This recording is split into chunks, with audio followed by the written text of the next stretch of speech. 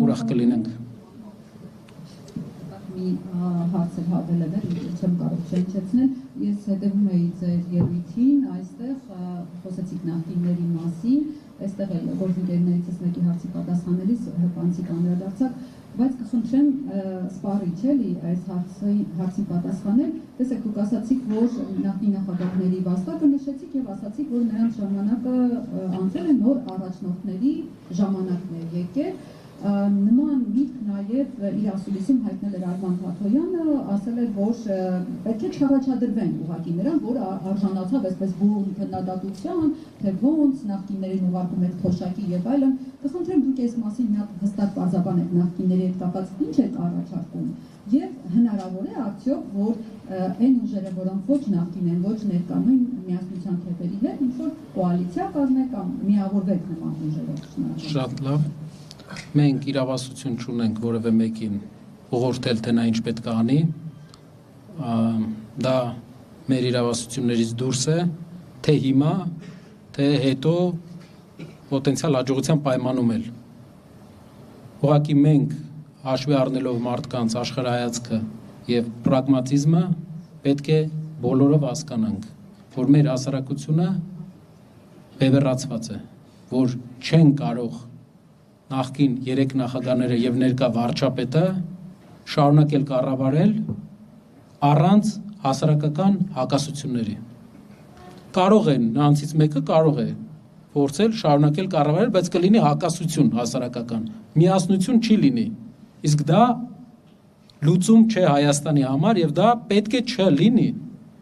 Մենք, եթե ուզում ենք, մարդկանց նշանակալի մասը ունի կարծիք, որ պետք է մարդ, ով ամեն դեպքում հասարակական միասնության խորհրդանիշ կլինի, գոնե այս սուր ժամանակաշրջանը, թե չէ հիմա բոլորը քննարկում են մեր հասարակության մեջ, թե ով էր մեղավոր, ում ժամանակ ընդունվեց եւ ով է հանձնել, ով չի հանձնել։ Պատմությունը կուսումնասիրի, փաստաթղթերը Փառք Աստծո կան, կուսումնասիրեն եւ պատմությունը իր պատասխանը կտա, բայց հասարակությանը պետք է համերաշխություն եւ մոբիլիզացիա, որպեսզի մեր առջև ծառացած խնդիրներին մենք կարողանանք լուծում տանք։ Այն խնդիրներին, որ ամեն օր ավելի սաստկանում են, որովհետեւ ամեն օր ավելի ուշ ենք զբաղվում դրանցով։ Շնորհակալություն այսօրը։ Պարոն Կարապետյան, այս հարցը եւս արձագանք ստացել է, բայց ոչ ձեր կողմից։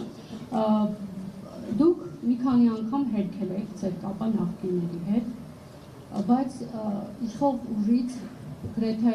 ամենօրյա պարբերականությամբ նշում են, ինչպես կարող է Նարեկ Կարապետյանը անկախ լինել, եթե նրա հայրը եղել է ՀԿ-ական, եթե նրա հայրը եղել է Սերժ Սարգսյանի աշխատակազմի ղեկավար եւ այլն։ Հիմա շնորհակալ եմ հարցի համար։ Կապը ինչպես եք բացատրում, որ դուք անկախ եք եւ կապ ունեք որևէ նախկին ուժի հետ։ Ինչպես եք կարծում, հայկական ամենամեծ կապիտալ ունեցող ընտանիքը մեկից կախված է, թե չէ։ Մի քիչ անհամեստություն դրսևորեմ։ Կարող է մարդ լինել, որ ումից Հայաստանում Սամվել Կարապետյանը կարող է կախված լինել։ Մարդիկ, ով այդ պնդումը մարդ Հայաստանում կարող է լինել, ով այդ պնդումը անում է, չի պատկերացնում իրերի դասավորվածությունը հողի վրա։ Երկրորդ բանը, ինչ վերաբերվում է նախկին կառավարությունների հետ աշխատանքին։ Քաղաքացիական պայմանագիր կուսակցության առաջի, երկրորդ, երրորդ։ Առաջի համարը ՀԱԿ անդամ էր, իմ հիշելով, երկրորդ համարը իմ հիշելով Հանրապետականի անդամ էր, երրորդ համարը իմ հիշելով Բարգավաճ Հայաստանի կողմնակից էր։ Իրենք նախկին են, իրենք ունեն ազդեցություն, օրինակ երկրորդ համարը ունի Հանրապետական կուսակցությունից այս ազդեցություն։ Նժդեհականությունը իր վրա ազդում է, երբ ինքը Ադրբեջանից ծորեն է բերում։ Հարցրեք իրեն։ Կարող է հիմա էլ ֆիկտիվ։ Շնորհակալություն 168։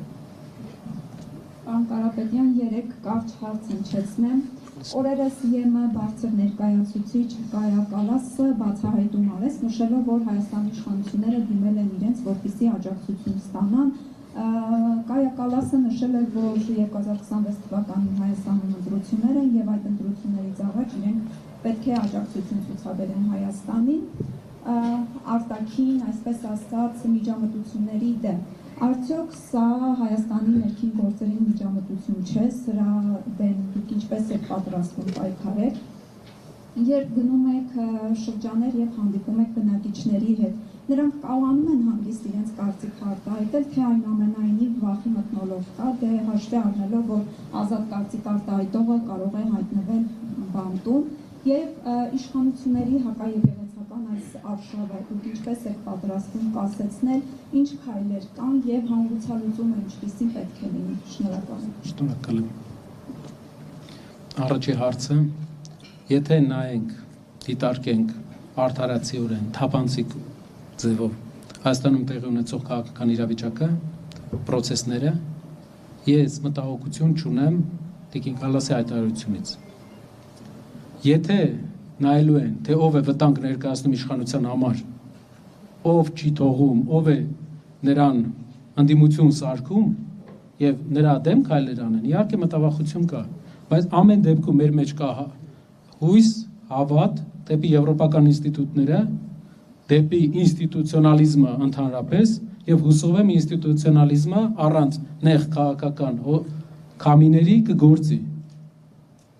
Մենք այդ հույսը ունենք, քանի որ Եվրոպական միությունը Հայաստանի Հանրապետության քաղաքացիների համար, ինչպես նաև մեր եւ մեր թիմի համար, դա ինստիտուցիոնալ կառավարման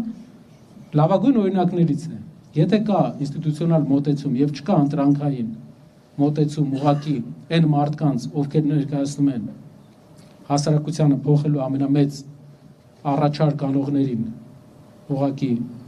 խաղից փորձել անել, մենք կողմ ենք, թող նայեն, թող դիտարկեն, ամեն ինչ անեն, նորմալ է։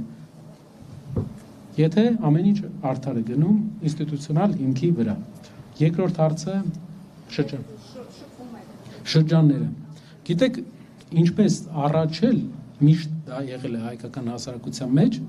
բայց հիմա մի քիչ ավելի սրվել է։ Շատ տեղեր ընդդիմադիրների հետ շփվելուց հնարավոր է մարդիկ ունենան մտահոգություններ։ Հնարավոր է, որ դա առաջել է եղել, չեմ կարող ասել, որ չի եղել։ Բայց ով ուզում է իր կարծիքը հայտնել, իսկ մենք տեսնում ենք գյուղեր, որտեղ հարյուրավոր մարդիկ են մեզ դիմավորում, կան գյուղեր, որտեղ հարյուրավոր մարդիկ դուրս են գալի։ Իրենք ուզենան, չուզենան, հարյուրավոր մարդկանց դեմ ոչ մի բան չեն կարող անել։ Իրենք ուղղակի պետք է նայեն, երկու հատ նկարեն ու գնան տուն։ Սեփական ժողովրդի դեմ այսքան ժամանակ դեռ գործուն մեթոդ իրենք չեն մտածել։ Հիմա փորձում են ինչ-որ առաջխաղացում են փորձում ձեռք բերել, չեն կարող։ Եթե հարյուրավոր մարդիկ են դուրս գալի, ոչ մեկի դեմ էլ ոչ բան չեն կարող անել։ Եթե այդ մարդիկ նորմալ իրենց քաղաքական հայացքների համար են դուրս գալի, որը իրականություն։ Երրորդ հարցել ունենք։ Հակաեկեղեցական պայքարի հետ կապված։ Իմ մոտ տպավորություն է, որ իրավիճակի հավասարակշռությանից հանելը մի տեսակ մոտիվացնում է մեր իշխանությանը։ Ընդհանրապես բոլոր երկրներում աշխարհի ընդդիմությունն է փորձում նավակը ճոճել։ Հայաստանում նավակը ճոճում են իշխանությունը։ Նավակ ճոճողները իշխանությունն է։ Եվ զարմանալի է նաև տարօրինակ, թե ինչու են այդպես անում, որովհետև դա հասարակությանը մեզ բոլորից դուր չի գալիս։ Մեզ դիտարկեն որպես ամբողջ հասարակությանը դա դուր չի գալիս։ Իրենք էլ գիտեն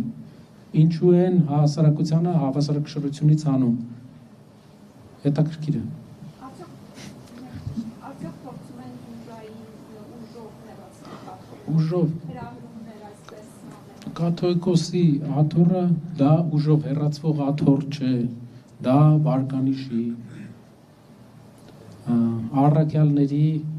օծման հերթականությամբ եկած Գրիգոր Լուսավորչի աթոռն է, որը պետք է ընդունի հայ ժողովուրդը, դա ֆիզիկապես մի վերցնովի բան չէ, դա հոգևոր ինստիտուտ է հարյուրավոր տարիներ Հայաստանում։ Չի կարող ֆիզիկապես մեկը գնալ Էջմիածնում նստի, ասի ես եմ կաթողիկոս։